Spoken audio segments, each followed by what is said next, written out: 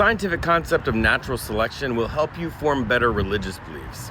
Hi, I'm Jeremy. I'm a deep skeptic, also a pastor. Okay, so a classic example of natural selection is these brown moths and gray moths. Now, I'm not a scientist. Don't get upset in the comments because I got the order wrong. But let's just talk about this forest that had brown trunk trees, and the moths that were brown were, they were camouflaged on the trees. But every once in a while there would be a genetic mutation that would make a white moth. But those moths were so stark against the brown trees that the birds would eat them right away. But then something happens to the trees. I think it's some sort of fungus or whatever, and then the trunks turn basically white. Then all the brown moths start getting eaten, and the white moths actually are the ones that are camouflaged. And so the ones with what used to be considered a genetic mutation end up to be the dominant moths in that area. And basically what happens is nature selected a different breed of moths to sort of propagate that whole idea that the nature of the camouflage of the moths was less effective, worked less in a new environment. So this is what I want to say about spiritual beliefs. There are spiritual beliefs that you can hold for your whole life, and they're wonderful. But a lot of spiritual beliefs, especially the less significant ones, or the ones that are super applied, those can change in their effectiveness.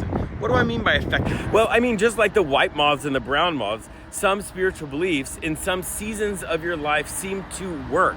Right? They help you become the best version of yourself. They help you find a purpose greater than yourself, and maybe even experience a sense of transcendence. And then your life changes, the environment changes, you learn more, and all of a sudden they don't seem accurate. They don't seem helpful, and sometimes they seem like they're actually hurting. And you can choose to continue to believe those things. That's one of the choices. You can choose to continue to be hurt by those beliefs, or you can choose to start navigating your way out of those and into something new. And as far as I'm concerned, life is too short to have beliefs that are not helpful.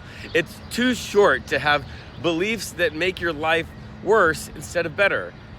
And practices too, right? Religious practices should do the same thing. When you find a spiritual belief or practice that's not working for you, that may be hurting you, what do? Well, you don't have to let it go all the way. A lot of times you can just give it a little genetic mutation. It can still be a moth, but it might just need to be a brown moth. So you look at that belief and you say, what is it that is not working about this? What is it that feels like it's harming me?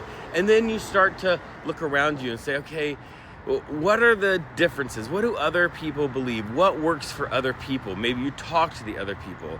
And then you start trying out that tweak in your life. Because these kind of things, they don't have to happen overnight. They can happen gradually because life happens gradually. And so you do that work, you tweak the belief and allow natural selection to help you form the beliefs that work for you.